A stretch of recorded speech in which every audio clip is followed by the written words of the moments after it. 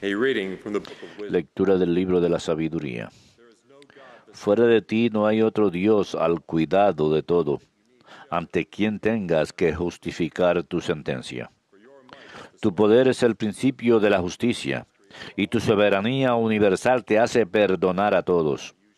Tú demuestras tu fuerza a los que dudan de tu poder total, y reprimes la audacia de los que no lo conocen.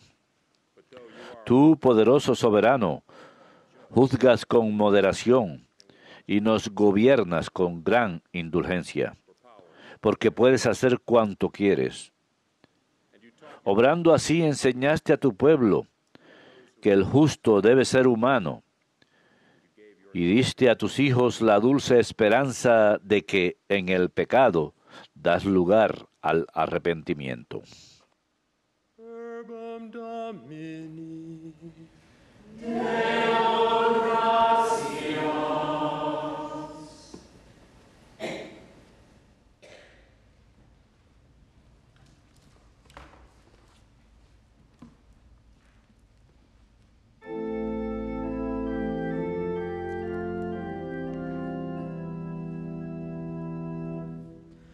Lord, you are good. Tú, Señor, eres bueno y clemente. Tú, Señor, eres bueno y clemente. Tú, Señor, eres bueno y clemente, rico en misericordia con los que te invocan. Señor, escucha mi oración, atiende a la voz de mi súplica.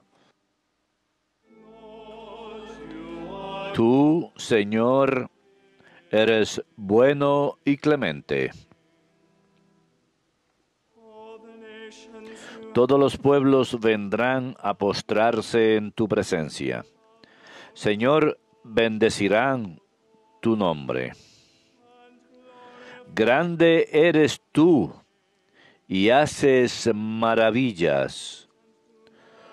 Tú eres el único Dios.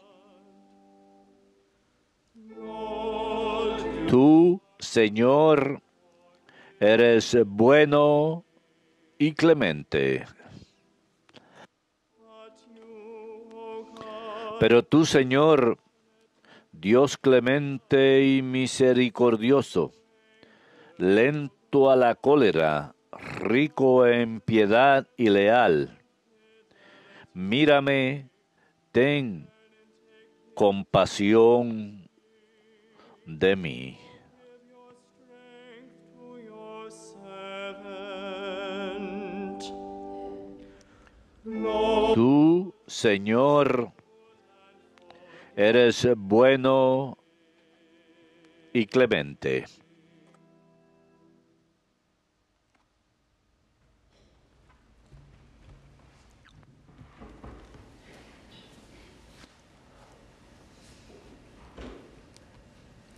A reading from the letter of St. Paul. Lectura de la carta del apóstol San Pablo a los romanos. Hermanos, el Espíritu viene en ayuda de nuestra debilidad, porque nosotros no sabemos pedir los que nos conviene, pero el Espíritu mismo intercede por nosotros con gemidos inefables. El que escudriña los corazones sabe cuál es el deseo del Espíritu, y su intercesión por los santos es según su Dios. Verbum Domini.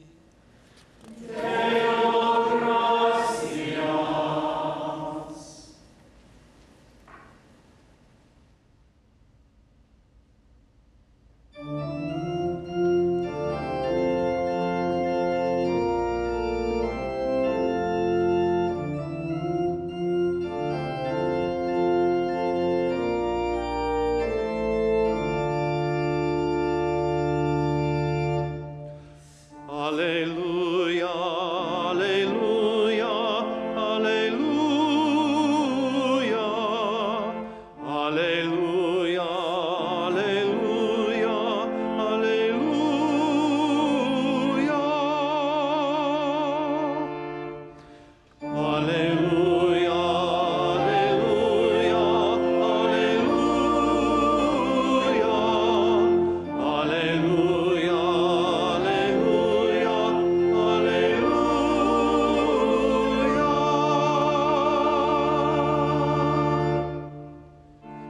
Blessed are you, Father, Bendito seas, Padre, Señor de cielo y tierra, porque has revelado los misterios del reino a la gente sencilla.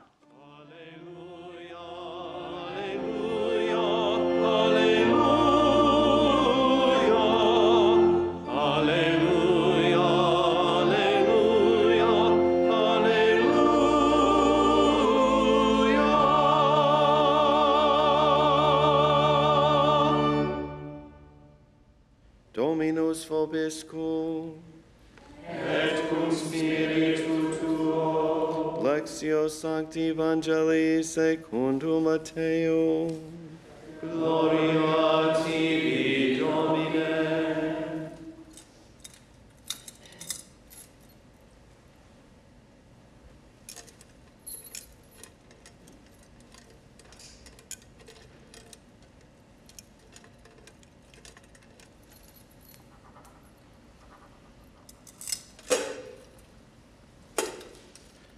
Jesus proposed En aquel tiempo Jesús propuso otra parábola a la gente.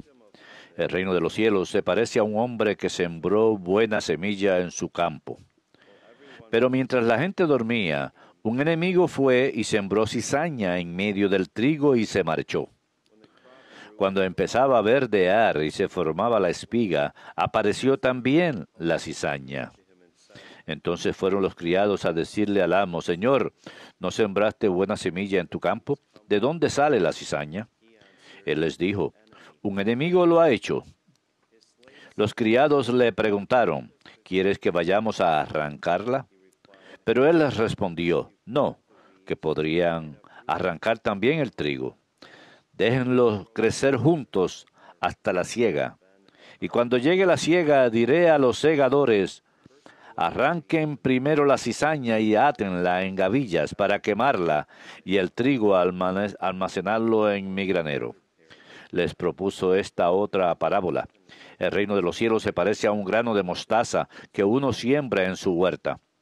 Aunque es la más pequeña de las semillas, cuando crece es más alta que las hortalizas. Se hace un arbusto más alto que las hortalizas y vienen los pájaros a anidar en sus ramas. Les dijo otra parábola. El reino de los cielos se parece a la levadura. Una mujer la amasa con 3 medidas de harina y basta para que todo fermente. Jesús expuso todo esto a la gente en parábolas, y sin parábolas no les exponía nada. Así se cumplió el oráculo del profeta. Abriré mi boca diciendo parábolas, anunciaré los secretos desde la fundación del mundo. Luego dejó a la gente y se fue a casa. Los discípulos se le acercaron a decirle: acláranos la parábola de la cizaña en el campo. Él les contestó: el que siembra la buena semilla es el Hijo del Hombre. El campo es el mundo. La buena semilla son los ciudadanos del reino. La cizaña son los partidarios del maligno. El enemigo que lo siembra es el diablo. La cosecha es el fin del tiempo, y los segadores, los ángeles. Lo mismo que se arranca la cizaña y se quema, así será el fin del tiempo. El Hijo del Hombre enviará a sus ángeles y arrancarán de su reino a todos los corruptores y malvados y los arrojarán al horno encendido. Allí será el llanto y el rechinar de dientes. Entonces los justos brillarán como el sol en el reino de su Padre. El que tenga oídos, que oiga. Verbum Domini.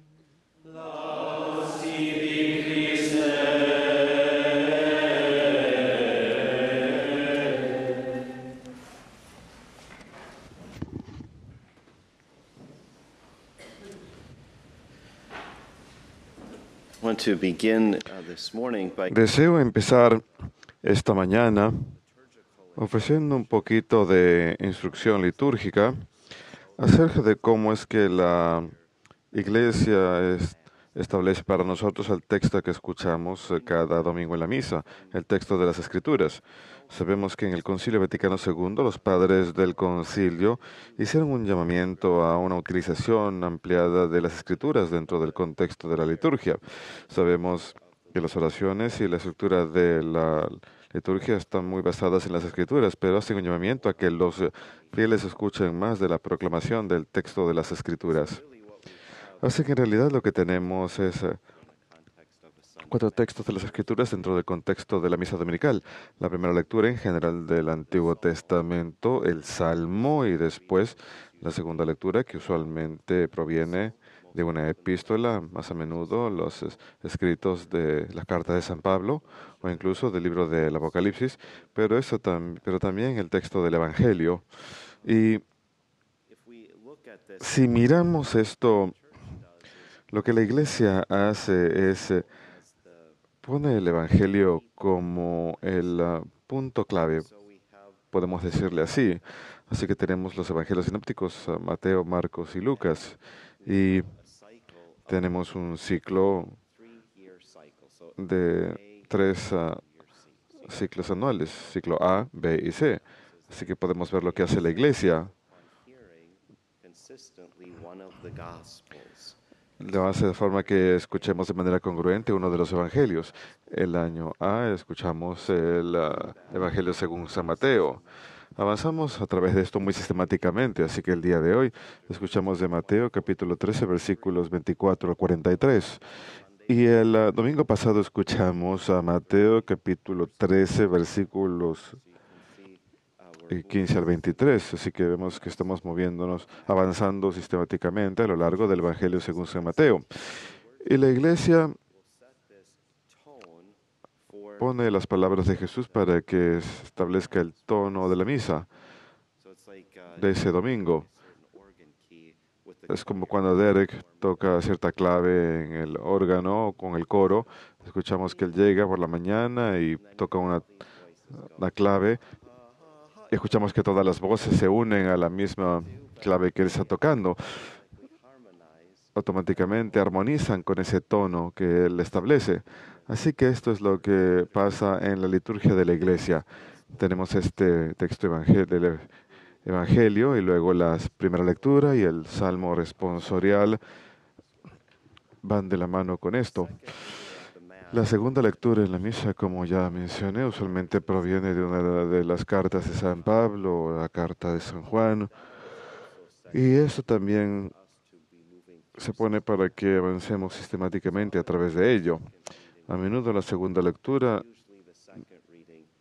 usualmente no armoniza con los otros textos. La primera lectura y el Evangelio es más bien para que leamos las epístolas. No quiere decir que sea algo así como un hijastro que queda excluido, no, sino que el homilista a menudo es invitado a que predique, a que se enfoque en esa segunda lectura. Las epístolas de San Pablo son enormemente ricas en instrucción acerca de cómo vivir nuestra vida cristiana. El homilista puede simplemente escoger enfocarse en cierto aspecto del Evangelio o de la primera lectura o el Salmo. Pero muchas veces escuchamos que el homilista escoge un tema, y puede que se trate más de un tema, pero usualmente hay un hilo que podemos jalar que puede ser expresado en la primera lectura, la respuesta y el Evangelio. Así que la primera lectura es bastante aleatoria de una semana a la próxima. Y esto ha de ayudarnos a todos nosotros al prepararnos para la misa dominical y a reflexionar sobre estos textos bíblicos durante la semana.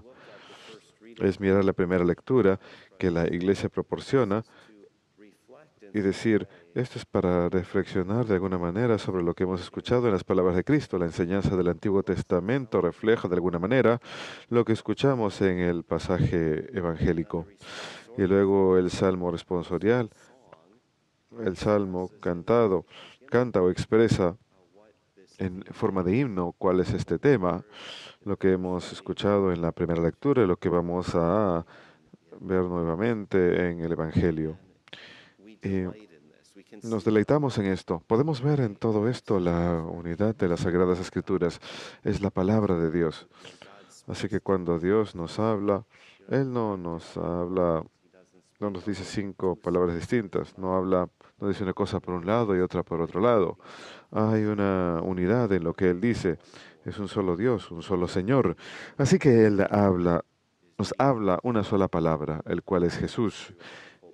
Y esto es así durante todo el contexto de las Sagradas Escrituras. En contexto de esto, quiero nada más mirar los textos que tenemos hoy en la primera lectura, el Salmo y el Evangelio. El libro de la sabiduría, en la primera lectura, escuchamos lo siguiente. Tú, poderoso soberano, juzgas con moderación y nos gobiernas con gran indulgencia. Usualmente no es como pensamos acerca de Dios. No obstante, las Escrituras nos manifiesta quién es Dios y cómo Él obra su santa obra. Tú, poderoso soberano, juzgas con moderación y nos gobiernas con gran indulgencia. Y luego escuchamos que esto se refleja en el Salmo responsorial. Decimos lo mismo en forma de canto. Tú, Señor, eres bueno y clemente, rico en misericordia con los que te invocan.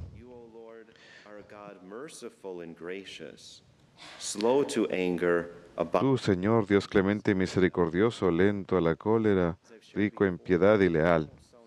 Como ya dije anteriormente, casi suena singular cuando decimos esto en oración al Señor, como si le estuviésemos diciendo quién Él es. Eres lento en la ira. ¿Se imaginan decirle eso a los padres de uno? Recuerda, papá, recuerda que tú eres lento en la ira. Recuerda, mamá, que tú eres rica en misericordia. El Señor nos escucha y nos dice, oh, sí, gracias. Yo no sabía cómo yo era. Gracias por recordarme de mi identidad. Pero en esa oración le hablamos al Señor, pero nos estamos recordando a nosotros mismos, nuevamente, una y otra vez, quién es el Señor. Lo bello de nuestra oración, entramos a una relación más profunda al recordar quién Él es. Ponemos esas palabras en nuestros labios y entran a nuestro corazón, y eso quita nuestro temor de Dios. Tenemos temor del Señor, un gran temor reverente de Él, pero no un temor que nos asusta. Así que miramos al Señor y le decimos, eres lento en la ira, rico en misericordia y fidelidad. Estamos levantando esta voz con alegría en el corazón, este himno de alabanza, reconociendo quién es el Señor cuando trata con nosotros. Y luego volvemos al texto del libro de la sabiduría y cómo ese pasaje termina.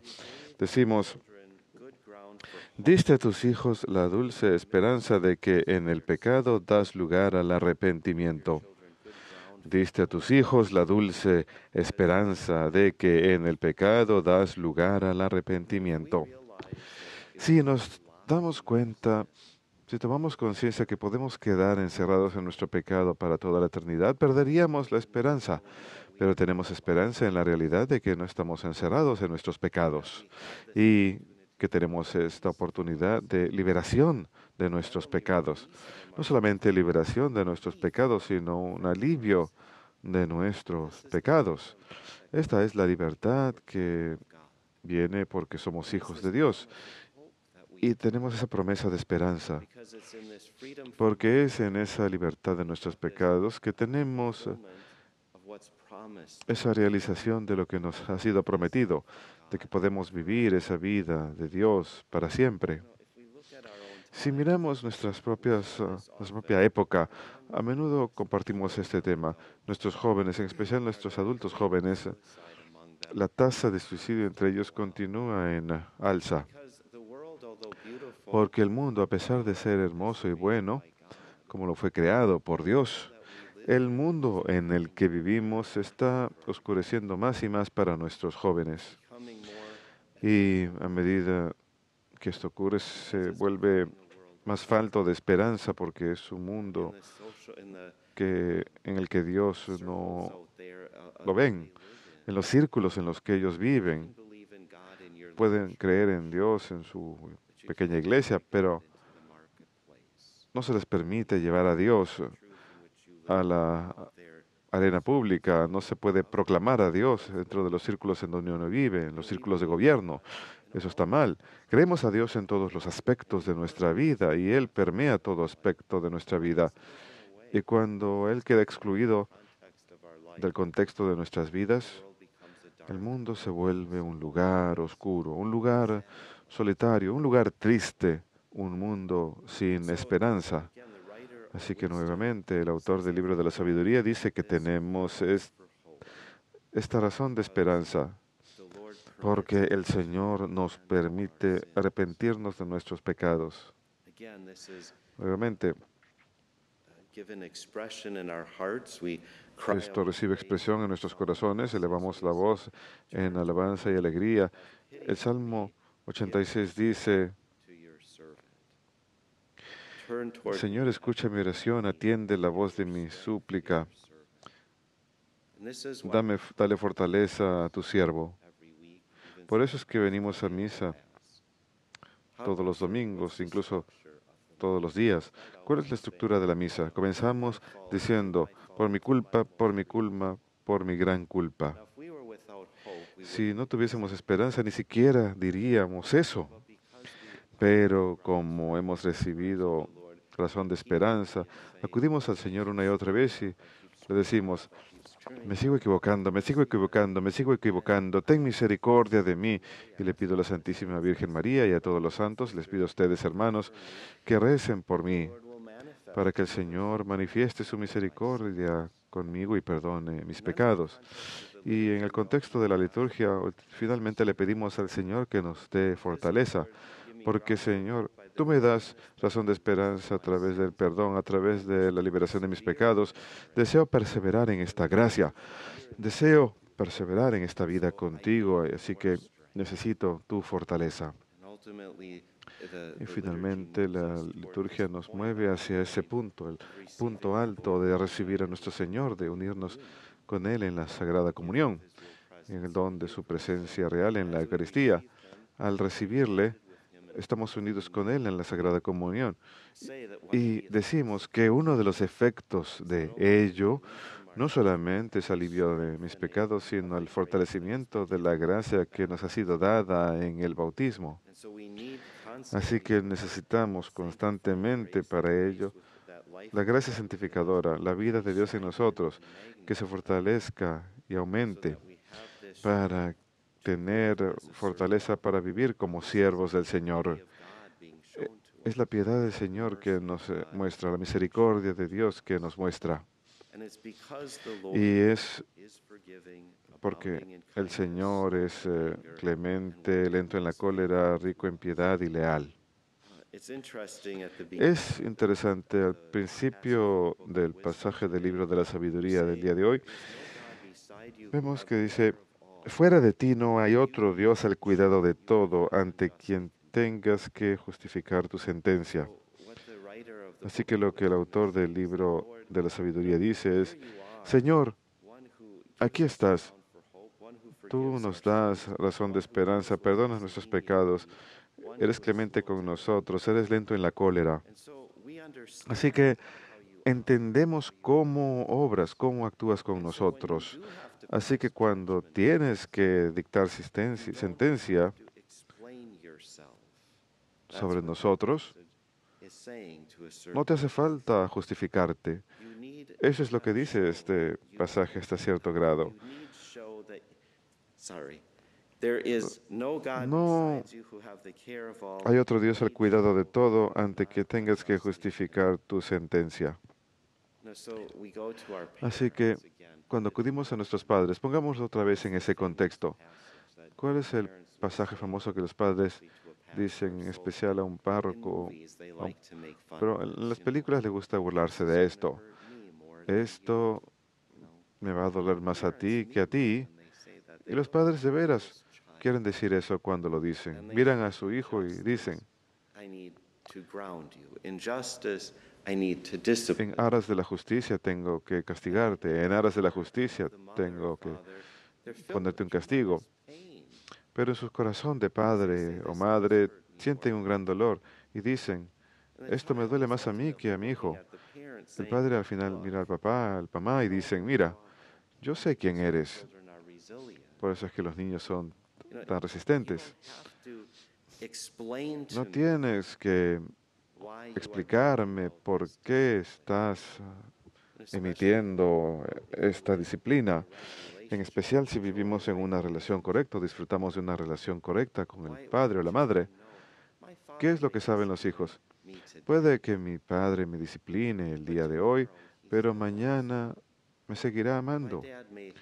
Puede que mi padre se enoje con lo que hice el día de hoy y pierda la paciencia y me diga unas cuantas palabras que luego va a tener que ir a confesarse el siguiente domingo, pero me ama dentro del contexto de esto y me ama 2 minutos después. No he quedado expulsado para siempre. Tengo razón de esperanza. Una madre que se enoja con nuestro comportamiento dice, ya basta, ya me harté.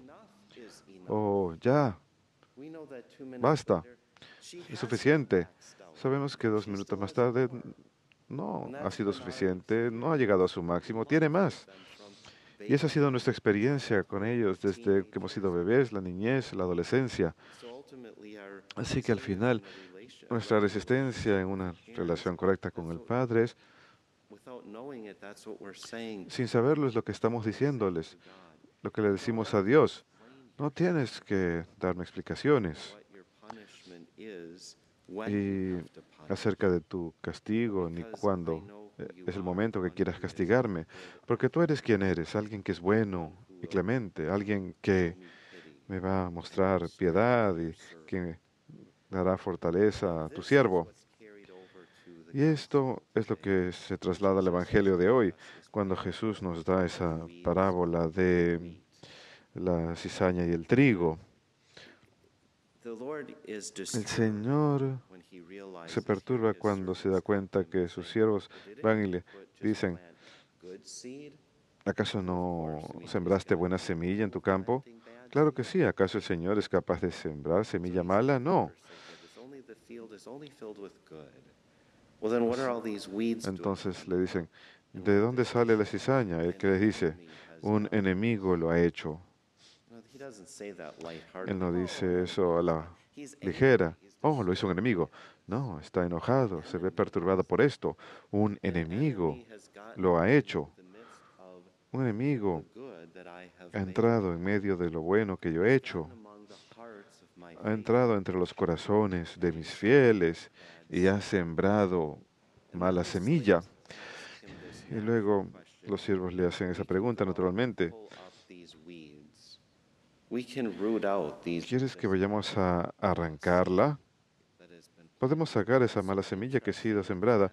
Y es muy interesante que el amo dice, no, esperen, dejen esas cizañas entre el trigo.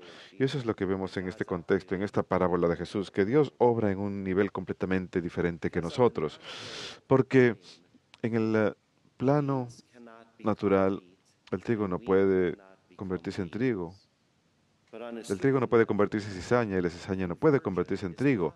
Pero en un nivel sobrenatural, la conversión es posible. Así que lo que el amo está diciendo es, esperen hasta la cosecha. Voy a ser lento en la cólera. Voy a ser abundante en bondad y fidelidad. Voy a ejercer la paciencia que solo Dios puede ejercer para darle a la mala cizaña la oportunidad de volverse en buen trigo. Así que voy a permitir que esta oportunidad de conversión ocurra. Así que es el contexto de Dios que esa cizaña puede convertirse en trigo. Cuando vivimos en este mundo, eso puede ser una verdadera incomodidad. En nuestros corazones tenemos que arrancar la cizaña. Esto es lo que sabemos cuando luchamos contra el pecado. Tenemos que alcanzar hasta la raíz y arrancarlo de raíz. Pero cuando vivimos entre nuestros hermanos, a veces vivimos entre algunas cizañas bastante malas. Y les decimos al Señor, la vida sería mucho más fácil, mucho más hermosa, si pudiésemos simplemente ser trigo sin esta cizaña. Pero el Señor permite este desafío para nosotros porque quiere que seamos como Él. Y lo escuchamos en el libro de sabiduría, que debemos ser como Él, para que aquellos que son justos deben ser buenos. Así que debemos ser así como Dios. El cristiano en el mundo es como Jesús en el mundo. Es la presencia de Dios en el mundo que invita a que la cizaña se convierta en trigo. Y me atrevería a decir que algunos días obramos como si fuéramos la cizaña. Y el Señor nos dice, ejem, soy lento en la cólera, soy rico en misericordia, pero pórtate bien, conviértete. Así que damos testimonio unos a otros. Yo diría que algunos días somos trigo bueno. Soy trigo y el Señor me ha convencido, el Señor obra a través de mí. Con la ayuda de Dios, algunos días, si ustedes son trigo, si ustedes son cizaña, algún día yo puedo ser el trigo y invitarlos a esta conversión. Así que en el pasaje del Evangelio vemos este tema, este tono que se establece y que llevado a nuestra atención es ampliado en la primera lectura, que es cantado en forma de himno en el Salmo responsorial.